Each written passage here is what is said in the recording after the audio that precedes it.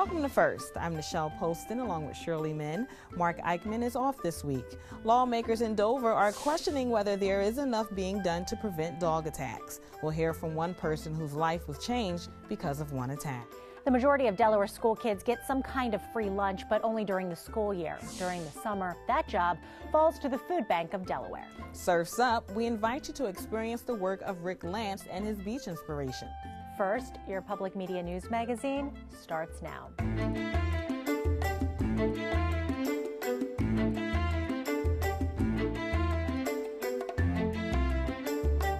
The last weeks of the Delaware legislature will be busy. The gas tax and clean water plans have captured most of the attention, but it also looks like something will be done about aggressive dogs. Our first look focuses on a renewed effort to see if state animal control laws are too vague.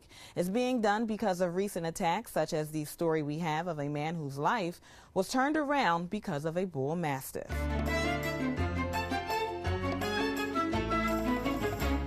Suppose a young child was walking a dog. I was fortunate that it was me. 80-year-old Edward Yanninas of Newark says he'll never forget when a 150-pound neighborhood bull mastiff charged him and his poodle Yanni in April. Yanninas pleaded his case before a dog panel last month that decided whether or not Ramsey, this bull mastiff, was dangerous after he bit Yanninas over 30 times, killing Yanni. That was the bull mastiff's second neighborhood attack. The owner said he's a good dog, but he built like other dogs. Well, people aren't walking cats or monkeys, they're walking other dogs. In an effort to better deem aggressive dogs as dangerous, Representative Dennis Williams, who owns a Siberian Husky, introduced legislation to clarify the state's dog law that suggested a dog must chase, injure, even kill a person or a domestic animal more than once within a year. Now, if a dog does at least one of the following, it could be considered dangerous. The sad thing is that some of these attacks that have happened recently have been the second or third occasion. And, had some of these rules been in place earlier, we might have been able to prevent some of those. So going forward, I hope that this will make everyone safer. But Williams says the law can only do but so much. Pet owners have to take responsibility. They really have to make sure that they are controlling their animals, that they are trained well, and this, I think, will raise awareness. If you do have a dog, spay neutering takes out a lot of aggression. Proper exercise, vet care. If you keep a dog cooped up, and not let it expel energy, when it does expel energy, it could create a prey drive, which means a dog may pursue another dog. That could have been the case when Ramsey attacked and killed Yanni, which is why Animal Control Captain Sherry Warburton presented enough material to help this dog panel determine the bull mastiff's fate. We believe that Ramsey should be disposed of by euthanasia because he poses a threat to public safety. According to Warburton, Ramsey's owner, Alonzo Garvin, who would not neuter the dog, but instead wanted to breed the animal, does have the option to appeal the panel's decision. In that case, it would then go to the Court of Common Pleas in Delaware. And he did not attack the man to hurt him, or else he would have ripped his arms off. If anyone knows anything about bull mastiff, he was just trying to get to his dog. Unfortunately, I'm so sorry about that. I'm so sorry, but Ramsey wouldn't hurt anyone, and never has. No history of attacking a human being. Yanninas, who supports the panel's decision, tells a different story and says he has the scars to prove it, which happened during one of his routine dog walks. I've been doing that for 40 years with my other dogs, the same route. So it's not like it was the first time I ever did it, but this is the first time after 40-some years that I was attacked by a dog. Warburton says the panel will not always seek euthanasia because each case is different. Well, there's actually 4 determinations. One is not dangerous or potentially dangerous. One is potentially dangerous. And in that case, a dog would have to be spay or neutered if the panel so determines. They'd have to be leashed when they go outside, and they have to be enclosed in a secure kennel. The other 2 labels could be dangerous or dangerous with euthanasia. Once the panel determines a dog is dangerous, the owner must always have a secured kennel. Also, a muzzle on the dog, especially when it goes outside, and it must be spayed or neutered. It's a lifetime label, while the potentially dangerous label sticks for only 2 years. Delaware dog owners do have the option as well to deem their dogs as dangerous. Of course, following a list of guidelines which requires an animal to be microchipped, never sold, or given away by the owner. An option Yanina says more pet owners should think about, because maybe his dog Yanni will still be around. My dog didn't deserve to die. Not that way. That was horrible. Williams' dog legislation already passed the House and will soon move on to the Senate. I also like to add that the Newark couple now have a new poodle who they call Picasso. The dog reminds them of Yanni. Now, Nichelle, how many aggressive dog calls come into the state? Well, Shirley, actually this year alone, from January to May, officials say statewide there have been 44 aggressive animal calls come in and at least 1,500 dog at large calls come in. It's unclear how many dogs were seized. The dog hearing I attended actually in May was the second time the panel came together for an aggressive dog case. So it sounds like animal control officers are very busy. Yes, they are, especially for 24 patrol officers who patrol the entire state, all 3 counties. And with warmer weather, the number of aggressive dog reports are likely to increase. Animal Control's highest call volume usually takes place from May through September. Okay, thank you, Nichelle. To follow any updates on the story, go to newsworks.org/Delaware. Coming up on First, a chance to experience the outdoors. The DuPont Nature Center is set up to teach people about birds and horseshoe crabs. And when you look at the work of Rick Lance, you're immediately transported to a beautiful beach experience. These summer months mean a change in lifestyle. We're going to explore the fun side of summer in a few minutes during our first-person interview. For children who receive a free breakfast and lunch during the school year, those changes can be significant once school is out. Mark Eichmann is off this week, but he sat down with those who are responsible for the summer lunch program.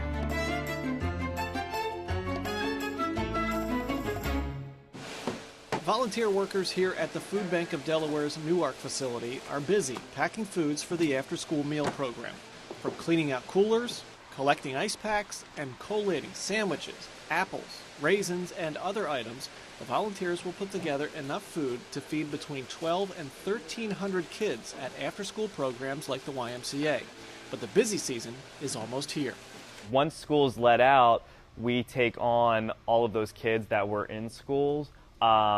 So we provide meals like we were doing for the after-school feeding program, but on a much greater scale. So we have our shifts running longer. We start here at 6:30 a.m. to 12 p.m., so we're always looking for volunteers to come in to help out. The food bank will feed more than 5,000 kids through the summer feeding program, and that's just a fraction of the kids eligible to receive free summer meals. Numbers from the food bank show just 20% of eligible kids participate in the program. Because there's definitely more than 5,000 kids in the state of Delaware that need assistance. We hope that that'll go up even more. Like I said, we want to get as many kids as we possibly can. We are still taking sponsors and sites to come on for the summer program so we can hit as many children as we possibly can. According to the 2014 Kids Count book, more than 60,000 Delaware kids get a free lunch every day at school. Another 6,000 get lunch at reduced price. That means more than half of the state's school population is getting free or reduced price lunch from September to June. In summer, it's harder to get that food to the kids. It's a little bit different. It might be in a park, an apartment complex. So the locations are different and they're much more spread out. Whereas most of these after-school meals are going to schools, after-school programs in the cafeteria. So these are going to parks and all throughout the state of Delaware. As the need for meals increases in the summer, so does the need for volunteers to pack the food. All day we're just pumping out meals, and so like I said, we need as many volunteers as possible because they're the ones who make the food bank thrive. Anybody who has the time can come in, you can sign up, come on in, you can stay for the entire 6 hours if you want. To find out where free summer meals are being distributed, those in need can call the Delaware Helpline at 211. Mark reports that if you'd like to volunteer to help pack meals for the summer, you can go to the food bank website at fbd.org and click the volunteer button.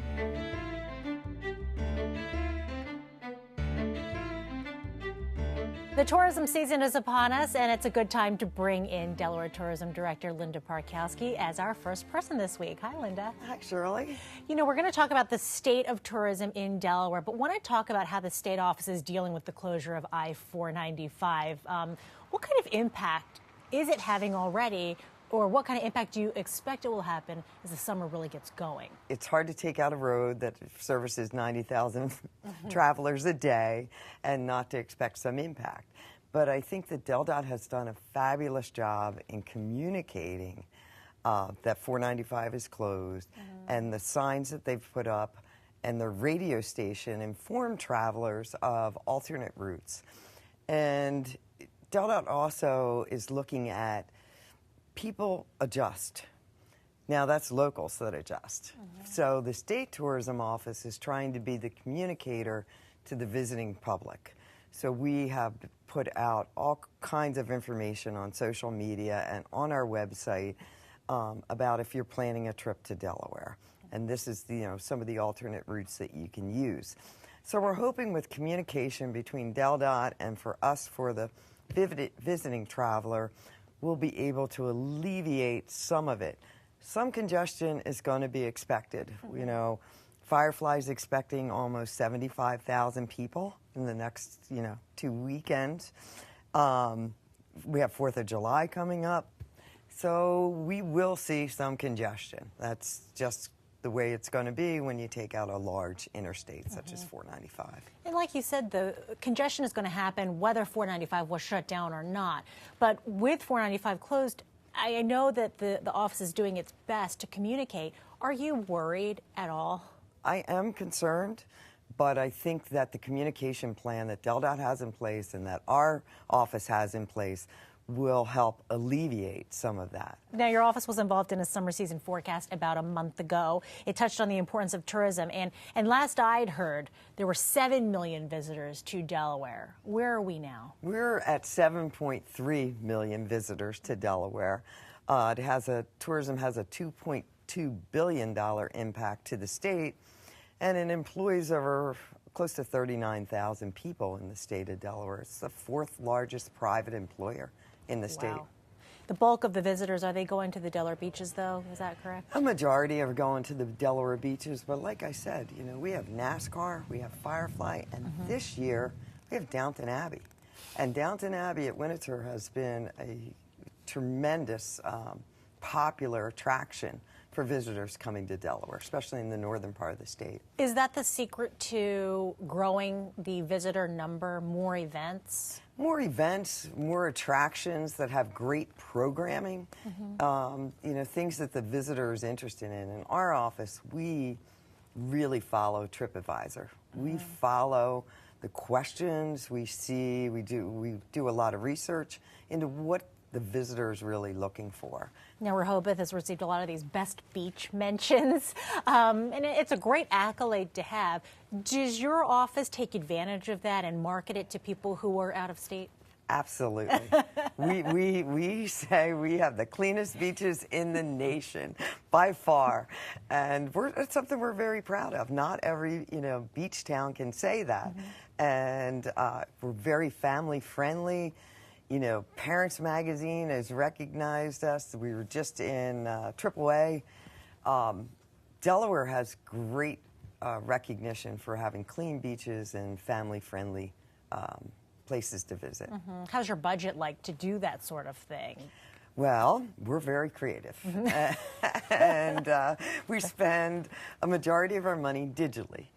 We know that the traveler now is spending their time on the computer, either on a tablet or their mobile phone, and that's how they're researching travel. We're seeing a lot of craft breweries popping up in Delaware. It led to the Wine and Ale Trail in Delaware. We've also done the Culinary Trail. So how have the trails helped with tourism? Delaware is known now as a craft brewing state, and then the region is starting a program called the Vintage Atlantic Wine Region, which will encompass parts of Pennsylvania, New Jersey, Maryland, and Delaware. So there's a heightened awareness, and we know that demographic of traveler really likes to go and sample the different breweries or wineries. So Would you say Delaware's reputation is improving? We're actually a destination as opposed to a state you drive through.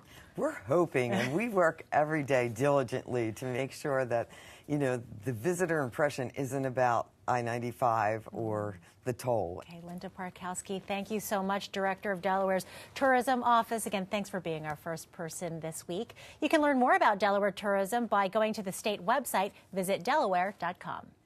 One of those summertime experiences you might want to sample is the DuPont Nature Center. It is in a beautiful location right at the mouth of the Muskogee River. Whether you want to learn about migratory birds or the horseshoe crab, this is a good place to start. We have a piece by our video partners at 302 Stories on what's in store.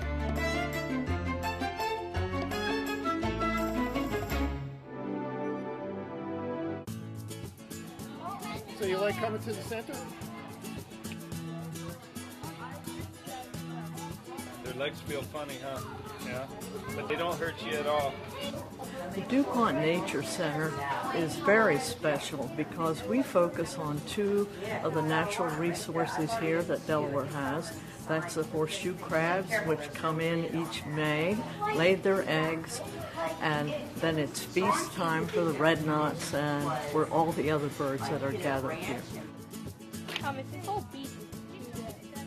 I've been coming out here for about 4 or 5 years and taking the kids out here, and they enjoy it, and they just learn so much more about the environment and how valuable it is to all of us that we really take care of it. You guys remember the carp from the tanks in the center? Yeah. There's thousands upon thousands of tiny ones inside here. The board set up. Here's our area.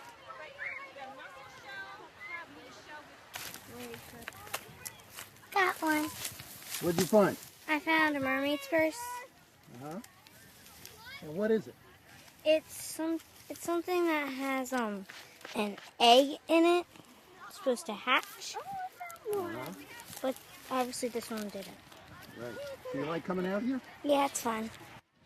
I think that they understand the value of the Delaware estuary, what it provides for wildlife around here, what it provides for the communities of organisms that live here, that we have a thriving, prosperous estuary for the near and distant future. Places like the DuPont Nature Center speak to our hearts and unite us to provide a vital legacy for the future generations.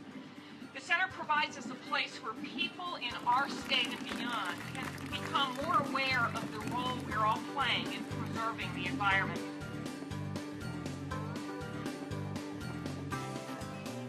Okay, we're just looking, we're not... Yeah, don't you? Okay, let's go, Gordon. Okay.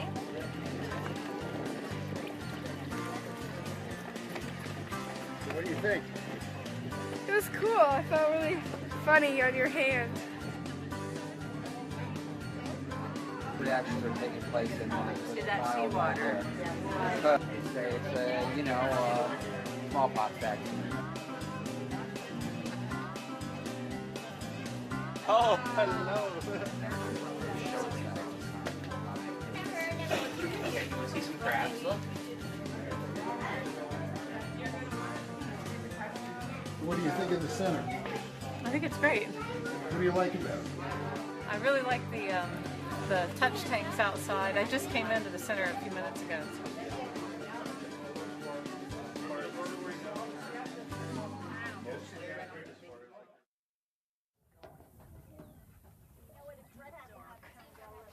Secrets. And a shiner. You guys grass shrimp too. How about you, Miss Maddie? Let's do this together. Oh, come on. Oops. There he is. I'm learning about how you can define a fish and tell what kind it is. And you have to tell it by its tail, its mouth, and its fin. I think it's a good idea for people to come and see the Nature Center because it's fun and you're not just sitting inside. You're going outside and you're learning about different stuff. These guys are called grass shrimp. They're very small. They're very small. You could see inside their body. Very good. Now, We offer the public the education, the aquatic, marshland education, the wetlands that are here. Groups come from schools, from daycare centers, senior centers, and visitors who come here to find out what are Delaware's natural resources. Coming to a place where this miraculous event happens every year that still relatively few people actually know and understand well is pretty unique and pretty special. Up in the front part of the scope so you don't pull it, okay? There you go. Looking around, there's so much information, so many things going on, and a lot of new ideas come out from something like this. It's just so natural and so undisturbed and peaceful down here. I would hope it would stay like this for many generations to come. You learn a lot. Cool. Yeah, you learn a lot about habitats of animals, and you get to see different things that you've probably never seen before.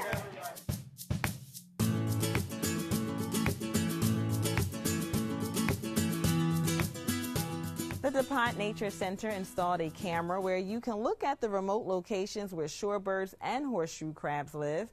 It's solar powered. You can move it around by using the joystick that is set up on the display. Need more information? Go to DuPontNatureCenter.org. 17 miles each way. 3 round trips. It's going to be a 12-hour day. 7 days a week. Extend your stay, take a trip across the bay. 365 days a year. Winds up to 45, 50 miles an hour. Yeah, brutal. For 5 decades. Thank you for taking a break from the ordinary. A WHYY original production. Billion-mile journey, the Cape May Lewis Ferry. Wednesday, June 25th at 10 on WHYY. We know that sometimes you want to watch first when it's convenient for you. That's why you can find it at WHYY.org/first. Past shows are there now. This show is available on Monday. If you have Comcast, go on demand and watch us that way. Rick Lance loves to surf. He's been doing it most of his life. You can add his love of painting to that. Everything from wood to surfboards is a blank canvas for Rick. He draws inspiration from the beach or the view from his surfboard, and especially his family. We stopped by his home in Rehoboth to see his work and talk about his life in and out of the water.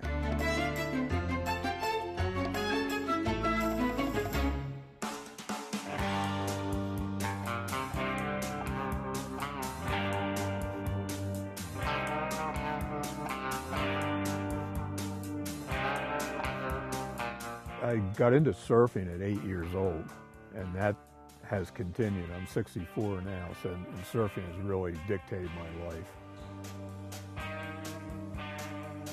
A big part of my inspiration is my family. My son Richard and his wife Amanda and their baby Gus, and my youngest son Alex and his wife Tammy live in Hawaii. I spend my winters there, surf a lot, and paint all the time. Everybody's real happy, and they're big inspiration, very, very supportive of me. Growing up, I used to get brand new bicycles, and I would sand them down and change the color on them, spray paint them different colors, like hot rods, that type of thing. My mother has always encouraged my art. She saw it early on. That was the start of everything, surfing and art. And here I am years later still doing it. And I don't really have a set technique. I don't really have a starting point or an ending point. It just kind of, it happens. And that's the way I like it, and I don't want to change it. Give me some colors that you want to work with, and just turn me loose. And that's when the best things happen. One reason I love being in Hawaii, it's just a very inspirational place. One of the places we surf, a place called Sandy's Beach. Waves are absolutely beautiful there, just gorgeous. Even if you don't surf, it's a great place to just come and just ponder. Even if you're not into art, you're inspired by it because it's so beautiful. I'm very fortunate to be able to do what I'm doing. Going to the beach and being in the water and all that kind of thing. And that to me is a job. That's work. It's not hard work, but sometimes it can be. It's long hours. Sun's hot, it can be tough. You get thrown around a lot. Could get eaten by a shark. You never know.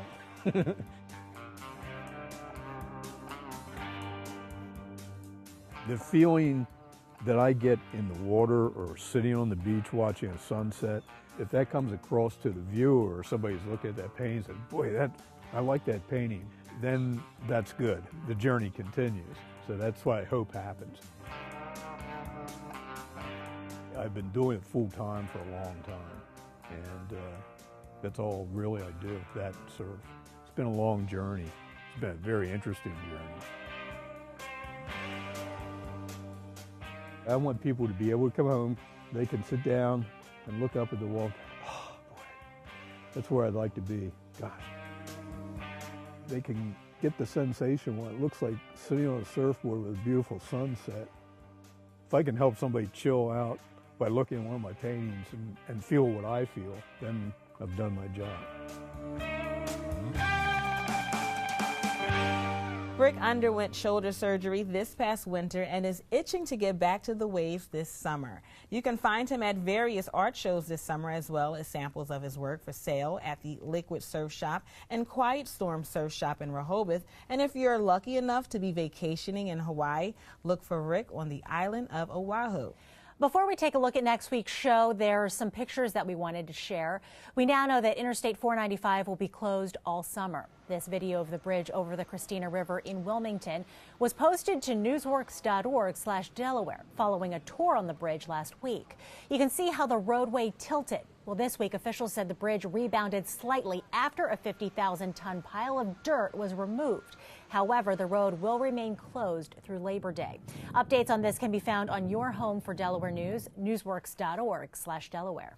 There's some other news around Delaware that affects your motor vehicle. The DMV facility in Newcastle County is now officially closed. We took these pictures last Monday, but Wednesday was the last day when cars were inspected there.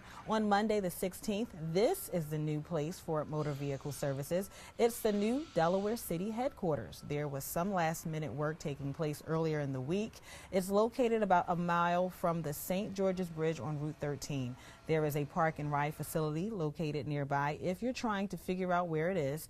At the groundbreaking several months ago, officials said there was a growing population shift in Newcastle County. Next week on First, we focus on the growing problem of heroin in Delaware. There are efforts statewide to educate people about the problem and get treatment to those who need it. Also, learning about money is an important part of growing up. The Federal Reserve Bank is teaching those lessons inside some Delaware classrooms. You know about Newsworks for Delaware News, but don't forget to listen on the radio to WHYY FM 90.9 in northern Delaware and 90.3 along the Delaware beaches. That is First for this week. We thank you for watching. For Shirley Min and Mark Eichman, who will return next week, I'm Nichelle Poston. Have a great week.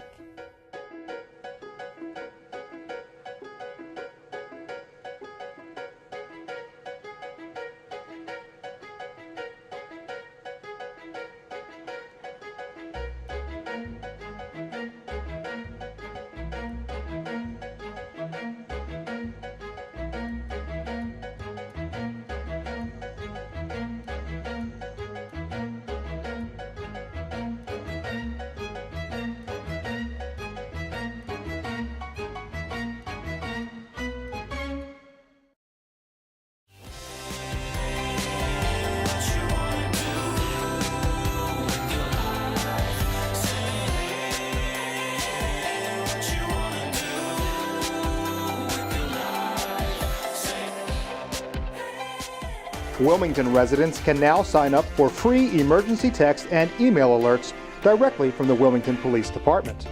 The department can now issue alerts, which will simultaneously call landline phones, send text messages and email, and post to social media. The service is free for subscribers and registration is easy. Simply text your zip code to 888-777 or register online at nixle.com, where you can customize alert settings and choose to receive email and web alerts as well. With Nixle, you know.